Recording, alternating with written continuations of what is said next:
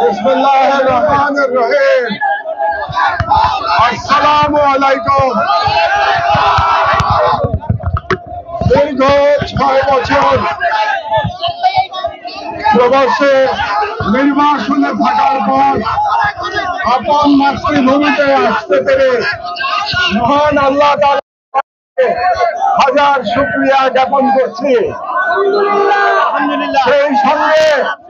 সেই সঙ্গে ছাত্র জনতার মহান বিপ্লবে যারা শহীদ হয়েছেন, শহীদ হয়ে যারা বাংলাদেশের ভারতের দালাল শেখ হাসিনার ফ্যাসিবাদকে উৎখাত করেছেন, সেই শহীদদের বিদেহী আত্মার উদ্দেশ্যে পরম কৃতজ্ঞতা এবং অকৃত্রিম শ্রদ্ধা জ্ঞাপন করছি।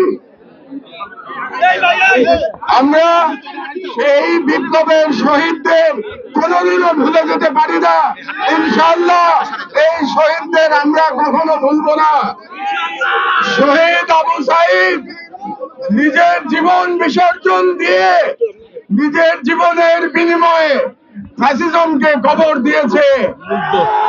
এক সময় বাংলাদেশের যে তরুণ কিউবার বিপ্লবের নায়ক চে গুয়েভারাকে বিপ্লবের প্রতীক হিসেবে বিবেচনা করত, সেই বাংলাদেশের তরুণ এখন আবু সাঈদকে তাদের আদর্শ হিসাবে জানে।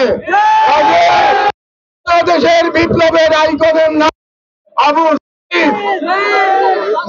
আবু সাঈদের সেই দুই হাত প্রসারিত করে ফ্যাসিবাদের পুলিশের উদ্ধত রাইফেলের সামনে উদ্ভাসিত মুখে দাঁড়িয়ে থেকে শাহাদাত বরণ করা বাংলাদেশের জনগণকে যুগের পর যুগ অনুপ্রেরণা দেবে ইনশাআল্লাহ। আজ থেকে 200 বছর, প্রায় 200 বছর আগে তিতুমির ব্রিটিশ সাম্রাজ্যবাদের সেনাদের সাথে লড়াই করে শহীদ হয়েছিলেন 1831 সালে। আজকে 200 বছর পরে আমরা শহীদ তিতুমিরকে পরম শ্রদ্ধা করে স্মরণ করি। আমি আশাবাদী যে আজ থেকে 200 বছর পরে আমাদের আগামী প্রজন্ম, তখনকার বাংলাদেশের প্রজন্ম আবু সাঈদের কথা বলে তিতুমিরের মতো গর্ব অনুভব করবে।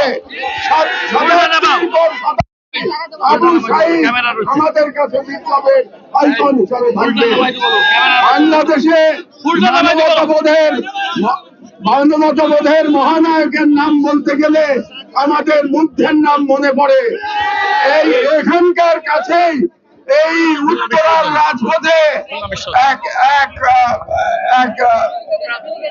রাজপথে এক সুদর্শন তরুণ পরম মমতায় রাস্তায় দৌড়ে বেরিয়েছে আর বলেছে পানি লাগবে ভাই।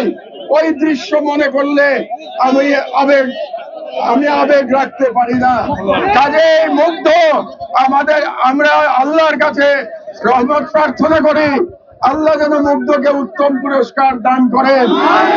কিয়ামতের দিন আরাফাতের ময়দানে যখন সবাই তৃষ্ণার্ত থাকবে, ইনশাআল্লাহ আমাদের মুগ্ধ তৃষ্ণার্ত থাকবে না। আমি আরো ভুলতে পারি না 7 বছরের এক শিশু যে এই বিপ্লবে অংশগ্রহণ করার জন্য তার মাকে নিয়ে রাজপথে নেমে এসেছিল।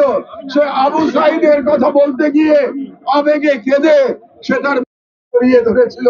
আমি সেই শিশু এবং তার মাকে আমার শ্রদ্ধা এবং কৃতজ্ঞতা জানাই।